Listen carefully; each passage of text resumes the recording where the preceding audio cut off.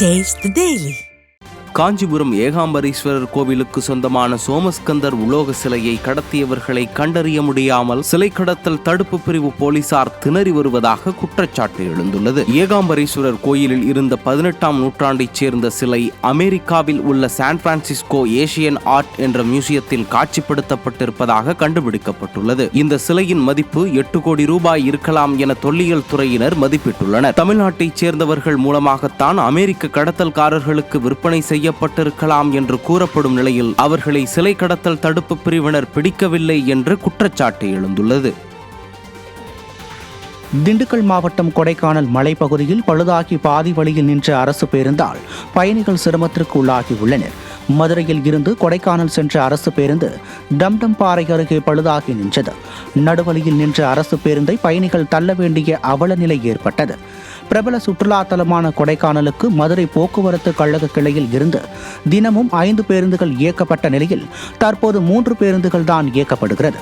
முறையாக பராமரிக்கப்படாத பேருந்துகள் இயக்கப்படுவதால் மலைப்பாதையில் தினமும் பழுதாகி நிற்பதாக பயணிகள் குற்றம் சாட்டுகின்றனர். மதுரை போக்குவரத்து கழகத்தில் பேருந்துகளை முறையாக பராமரிக்காமல் அதிகாரிகள் அலட்சியமாக உள்ளதாக கூறப்படுகிறது.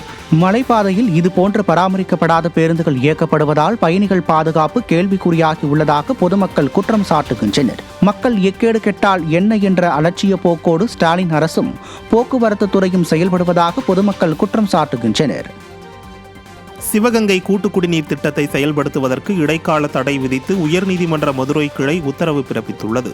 உயர்நீதிமன்ற மதுரை கிளையில் காவிரி ஆற்றில் பல்வேறு திட்டங்களுக்காக தண்ணீர் எடுப்பதாலும் மணல் அள்ளுவதாலும் விவசாயம் வெகுவாக குறைந்துள்ள நிலையில் தடுப்பணை கட்டும் வரை சிவகங்கை கூட்டு குடிநீர் திட்டத்தை செயல்படுத்த இடைக்கால தடை விதித்து உத்தரவிட வேண்டும் என வழக்கு தொடுக்கப்பட்டது.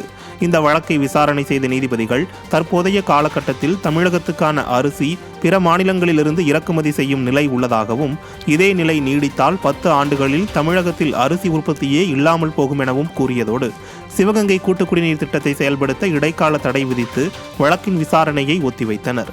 ஸ்டாலின் அரசின் நிர்வாக சீர்கேட்டாலும் செயல்படாத தன்மையாலும் இத்தகைய அவலம் நிலவுவதாக பொதுமக்கள் வேதனை தெரிவிக்கின்றனர்.